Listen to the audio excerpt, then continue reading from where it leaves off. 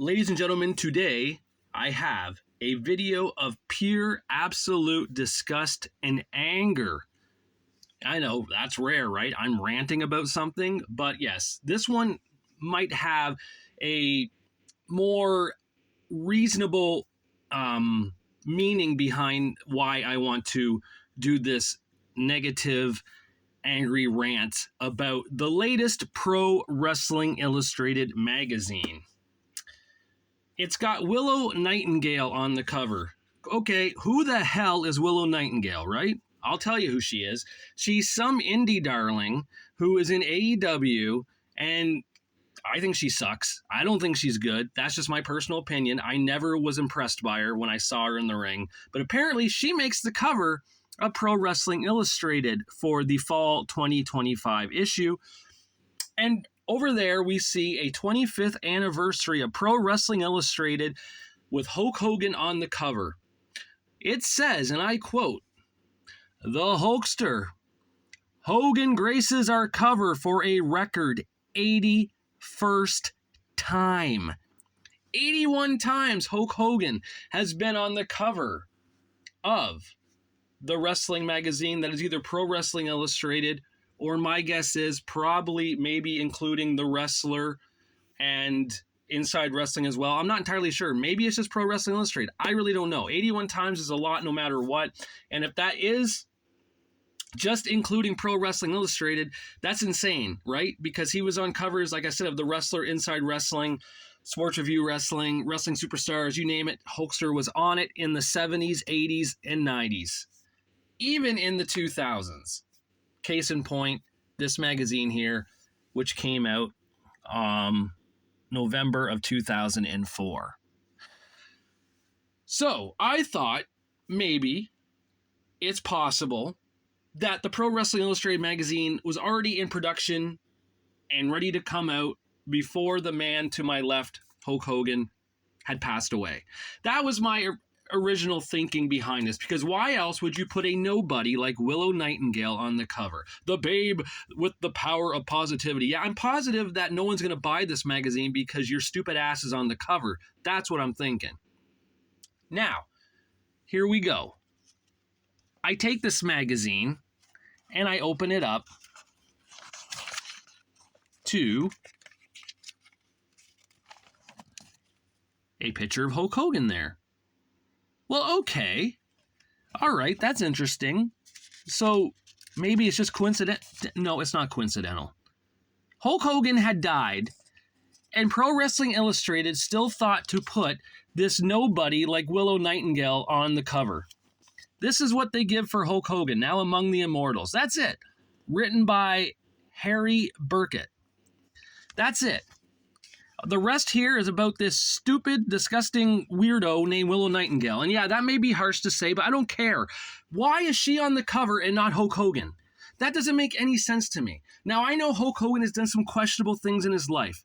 He said some things. We all know it. We don't need to go down that route. But what Hulk Hogan did for professional wrestling in general, people like Willow Nightingale wouldn't even be in the sport right now if it wasn't for people like Hulk Hogan. That just pisses me off. I just do not understand why the idiots of Pro Wrestling Illustrated did this. There is a Facebook group I saw for all the magazines that came out recently from Japan, from England, Germany, wherever these wrestling magazines were coming from. Hulk Hogan was on the cover of every single one of them, except for good old North America with Pro Wrestling Illustrated, where the idiots who work there now, these idiots, they're not the Bill Apters, they're not the Stu Sachs, they're not the Craig Peters, they're not the Eddie Elners, they're not any of these people. They're marks for independent wrestling. And I'm not saying that's a bad thing in general. Independent wrestling is great. Without it, you wouldn't see the stars of today in wrestling companies because they have to start somewhere. But they don't need to be on the cover of a magazine. That's what I'm getting at. Willow Nightingale is not going to sell this magazine. The only reason why I bought it is because I have the rest, and I needed to have it. So if you're a consistent collector of this magazine, you're going to have to buy it. But why her? It doesn't make any sense. You know, I was thinking back.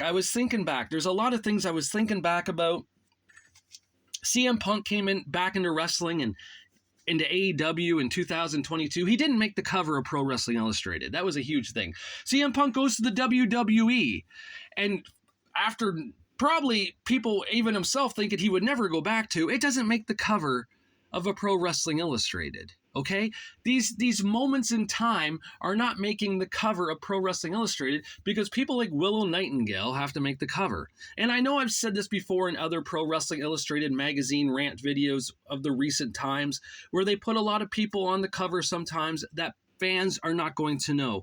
Well, how is that going to sell a magazine, especially in this day and age of print material being kind of passé?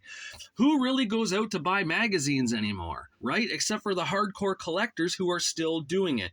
This is total disrespect to Hulk Hogan. 81 times. 81 times. Willow Nightingale? Come on. Who is she's going to be nobody. No one will even remember her name 10 years from now, right? Hulk Hogan will always be remembered no matter what. That's a fact. No one can take that away. That is just ridiculous. Willow Nightingale. And you know what makes it even better with this magazine? It's all indie stuff. Who the hell is this guy? I was going through this. I'm like, who is that? Paul Walter Hauser? Who the fuck is that? Who is any of these people? What is this? Baseball in PWI. Have we gone bananas? Yeah, you definitely gone bananas. You didn't put Hulk Hogan on the damn cover of a magazine after he passed away, after everything he did, even for Pro Wrestling Illustrated. It's disrespectful, it's stupid, and it's all because of these idiots who work at Pro Wrestling Illustrated now, who don't have a single clue about wrestling, who don't even know what wrestling is. I remember I showed a video of a magazine, I think it was about a year ago or so, where the girl in there had no clue about professional wrestling. She just said, I'm happy to work here and I can't wait to learn about wrestling. Well, that's great. I know if I was a journalist, by the way, I did go to school for journalism, okay? I did. I worked for a newspaper for many years, helping produce it and taking photos, so I know a little bit about journalism, okay?